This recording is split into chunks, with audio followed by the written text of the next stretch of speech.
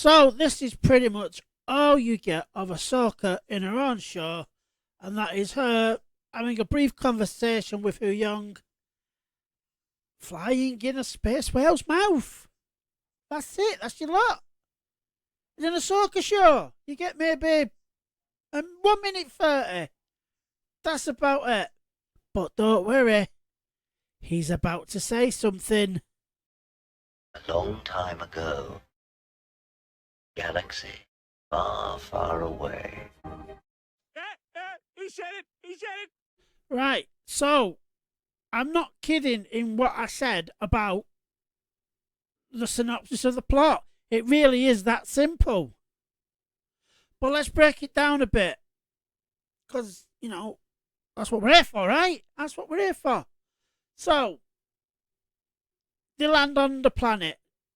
The Daphne is called. I think someone really just didn't think about that a lot, did you? You just, what can we call the Daphne homeworld? I know. Bang. There you go. You didn't put a lot of thought into it, but it's fine. We'll leave it at that. Now, they land on the planet. He takes Sabine with them because even though he makes it like he's not going to honour the deal, we know he is. And I'm calling it now. I said in my episode 1 review, I'm not sure if he is fully evil. I'm still going to say that now. He has some kind of agenda, yes. And he wants to break the cycle between, the Jedi rise, then the Sith rise, and the Jedi rise, and the Sith rise, or the Empire, or whatever you want to call the bad guy at the time. So, I enjoyed that, and I'm not going to lie. The bits with Balin in it, once again, are best. Speaking of Balin, we get a bit more about his past, where he was at the Jedi Temple during Order 66. And unfortunately, that's all we do get. But every time he speaks, it's a bit of a mystery. And you just get little bits of snippets that are being filled in. And it's like, I'd really like to see that. You've given us multiple Order 66 shots in the past. Now, we're on episode 6, so maybe we might get some going forward in the next 2 episodes or whatever. But that's an interesting character. I would like to have seen that much more than how Grogu escaped the Jedi Temple. Yeah, I would have liked a bit more. Now, hopefully going forward, in the next 2 episodes we will. Because obviously the only way they can do it in a future series would be in an animated form. Right, so the grandmothers of the witcheroos don't like Sabine because, it reeks of Jedi. Well, that's weird because she has no connection to the Force. I don't know, she smells like a Jedi. But she's locked up for, their protection. And we get a bit where it looks like she's going to try and use the Force. And I like this moment because it was a complete bait and switch where for one brief moment it was like, hello, she's got it figured out here. Of course she has. Because, she's had no training that we know of, but of course she's figured it out so soon. But happily they did a bait and switch. And what she thinks is her at first is actually, well, it's Grand Admiral Thrawn, but he looks a bit different than he did on Rebels. Now, speaking of Rebels, he looked very different. Now, some of you will say that, well, it has been 7 years or so. Well, longer for this, actually. But that's a cop-out. We've seen throughout the episodes, and possibly even in this episode itself, that they have spent money. And not only have they spent money, they've spent time and effort to get things right. You couldn't have done it with what's supposed to be your principal baddie. I mean, look at him. You've got parts of it where you've almost tried but either it just didn't translate well, or you didn't have enough time to do it in post. I don't know, but this doesn't look like Thrawn. I know it's the same guy voicing him, but even then, it's like his tone's been brought down a tad. So there's no banter in the show between people that are supposed to know each other. Now, these are mortal enemies, but, I've seen other YouTubers say you can count them out the way they're talking.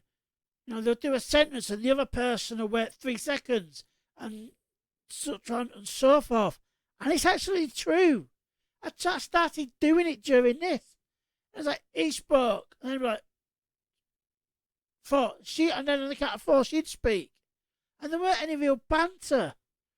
The nearest to banter we had was possibly between Ezra and Sabine when we get there. But that's about it for now. But this Thrawn looks completely different. Well, not completely, but you know what I mean. Like I said, I've seen it, so as much as it's not really a bad thing, it's just a nitpick for me. So Thrawn's actually quite nice to her here. He says, "You helped me with my cause, so I shall help you with yours." And he lets her go, gives her weapons and a lightsaber, food and a mount, and intel on Ezra's latest or last known location. Alright. Now, at the end of Rebels, they were like, in a fight to the death. You have a Star Destroyer and numerous troops. Why haven't you killed him already? Why? So he lets her go and she gets attacked. And Thrawn says, let her find Ezra if that's the case. And then if she does, kill them both. Yeah, he's had multiple times to kill him. And her. Why didn't they just kill her as well? Because now you've got, 1.5 Jedi against, 2 dark side users. So anyway, she gets jumped by a bunch of people in samurai armor because, it's Dave Filoni and he doesn't really have an original idea, it would seem. Now, I said in my last episode, there is a difference between paying homage and copying and pasting. I know you want to do justice to Lucas's vision, but think of something new, Dave. Come on. Think of something new. So Ahsoka ends up being mad at the wolf dog thing because it does a bunk. And then we see the Ninja Turtles from another planet.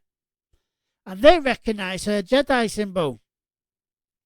And they know it off. Ezra, and wouldn't you know it? Wouldn't you know it? Just by the look of the draw, they know where Ezra is.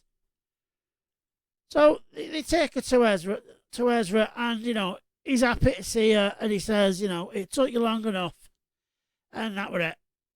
And he says, how did you get here? And obviously she says, let's just enjoy the moment. We'll talk about that another time. And so we get Thrawn. Now, he's not really bothered about any of them. If they don't make it back, they don't make it back.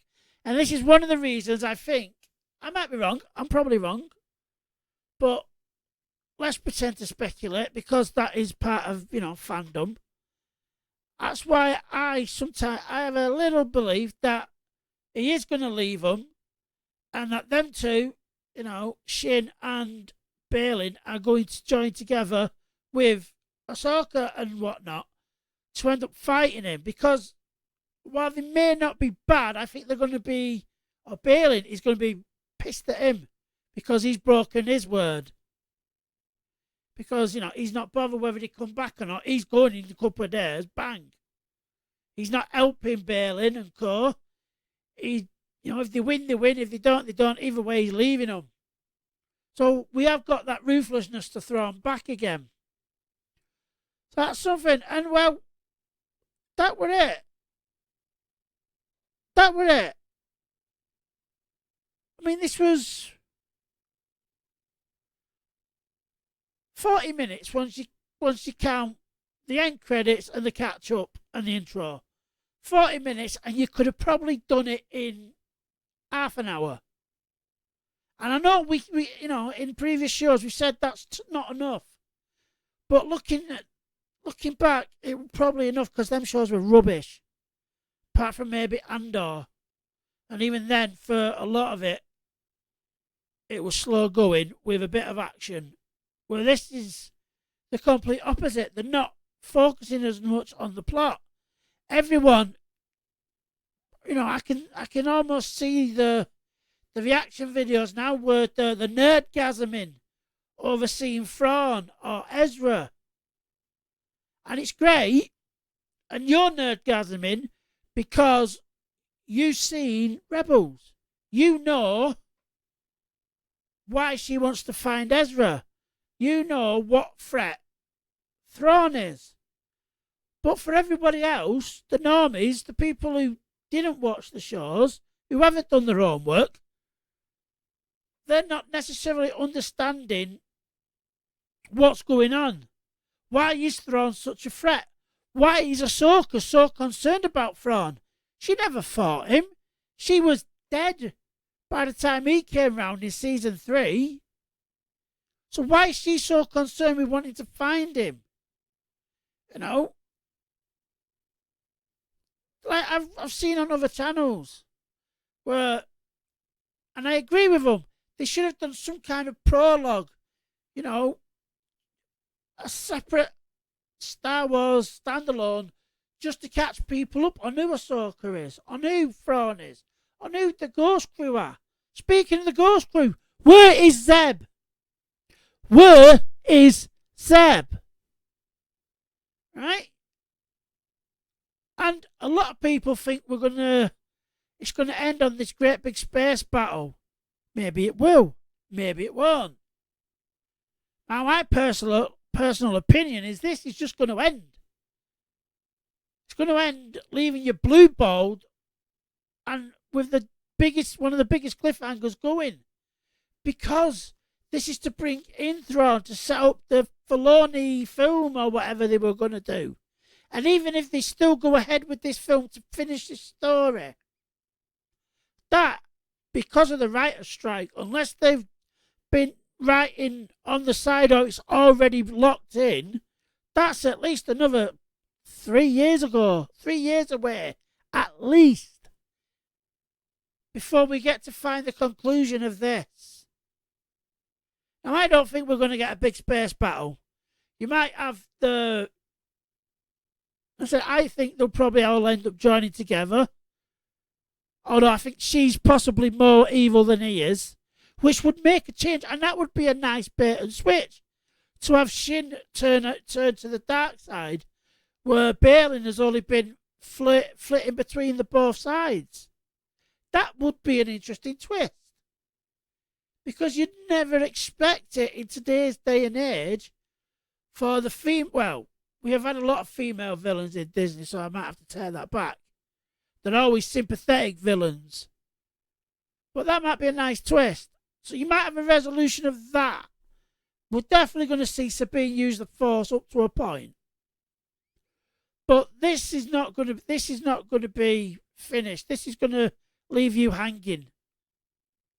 Anyway, it's not much of a review, sorry, but nothing happened. 3 things. Well, 2 things, because, the Sabine was 1 minute 30 of that. Anyway, I don't think this looks like a good enough interpretation of Thrawn. Why have they got Black Nasty in space? Because it looks like their armor's held together by duct tape.